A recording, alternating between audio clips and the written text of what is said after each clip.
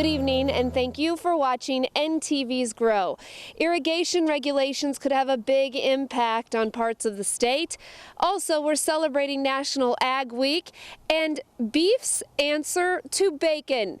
Also on your show in this episode, we talk about what not to forget before we head into planting season here.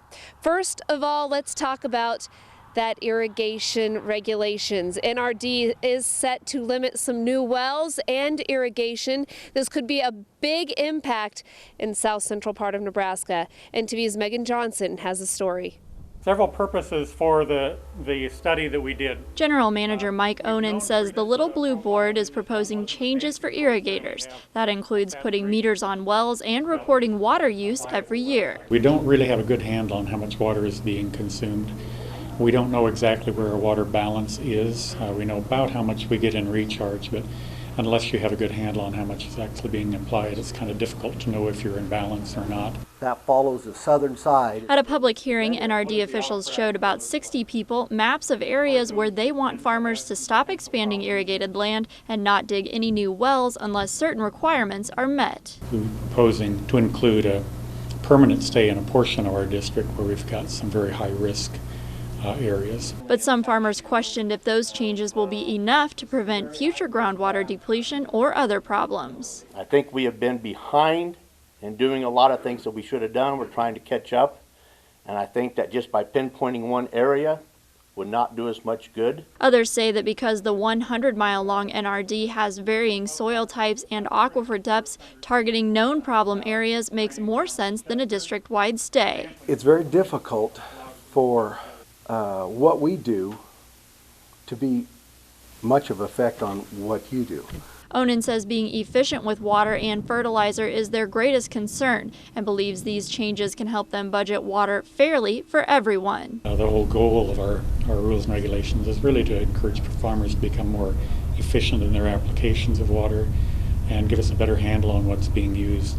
Plagued by regulation, contamination, and drought, Nebraska's rural water systems have a lot of challenges ahead. Curtis, Nebraska is labeled as having the nation's best tasting water. It's something the Rural Water Association is awfully proud of, and so is Congressman Adrian Smith. But he's worried small town water systems are unduly burdened by bureaucracy. You know, the EPA is an agency that's out of control, and these workers here today, you know, they're on the front lines. These folks around rural communities all across rural Nebraska, they face these regulations, and so I'm glad that they're able to discuss the issues here. I want to assist them whenever I can. It's not just federal regulation that concerns these water operators. They're also working closely with local NRDs and irrigators to ensure there's enough water for homes and businesses and farmers.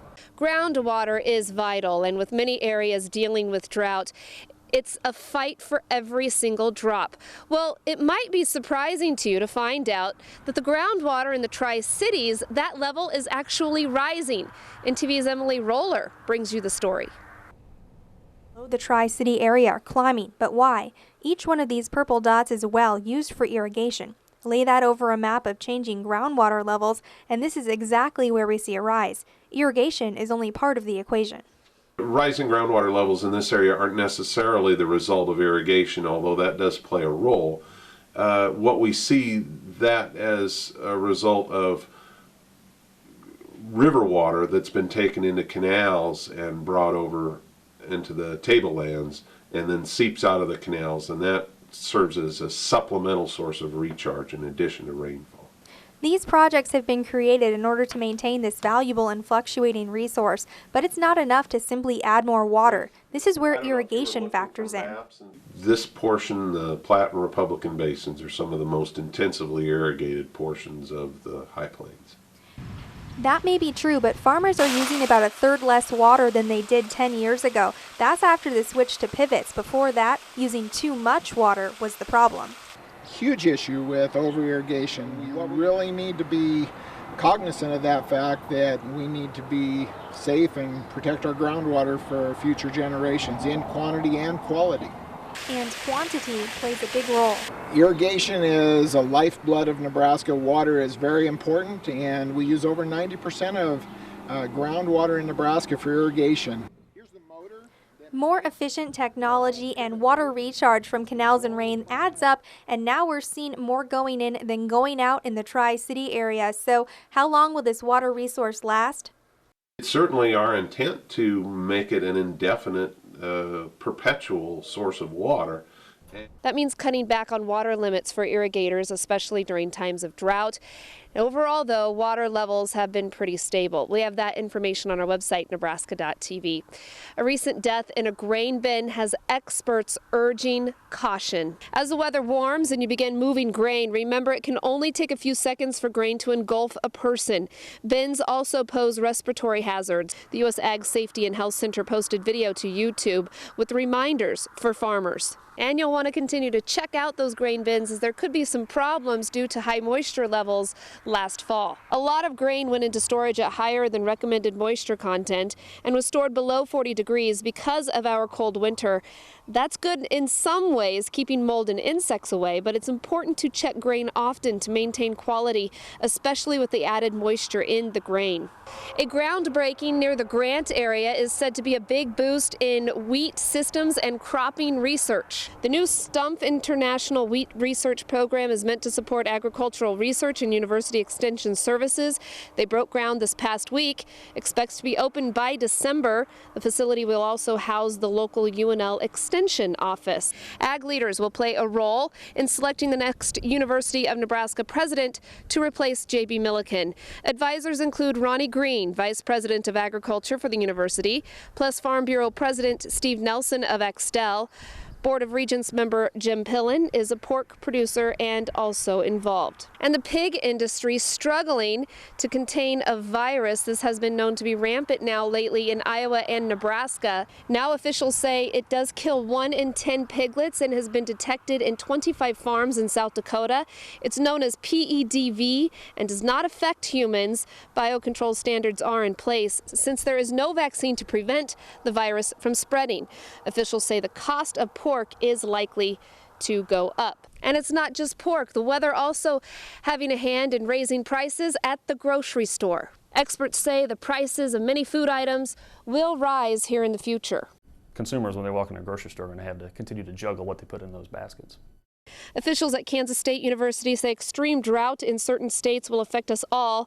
California, known as the salad bowl of the U.S., but the drought is decreasing the amount of vegetables and nuts produced there. Prices on those products may go up anywhere from 5 to 20%. Meat also costs more because of the drought in Oklahoma and historically fewer cattle. And as for the PEDV virus affecting pigs, it can take a toll. Well, this is beef's answer to bacon. It's called schmacon. They say it looks and smells like bacon and gets crispy like bacon. Schmacon was honored by the National Restaurant Association as an innovative new product. It uses a patent-pending process to smoke and cure whole muscle beef slices. They say it's got less sodium, fat, and calories than bacon. Those behind the new beef bacon hope to market it to those whose religious or ethnic background prohibits them from eating pork. Agriculture is our #1 industry, and of course we say thank you to the men and women who produce our food. March 23rd through 29th is National Agriculture Week. In Nebraska, agriculture contributed $24 billion to our economy last year, with so many of us being 2 or 3 generations removed from farming. It's more important than ever to educate those away from the farm about what it takes to raise our food, fuel, and fiber. So don't be afraid to say thank you to the farmers you know, this and every week. Planting season, it'll be here before you know it. There are a few things, though, to remember to keep you from getting too far behind. Also, we have your grow forecast later on. Don't go anywhere.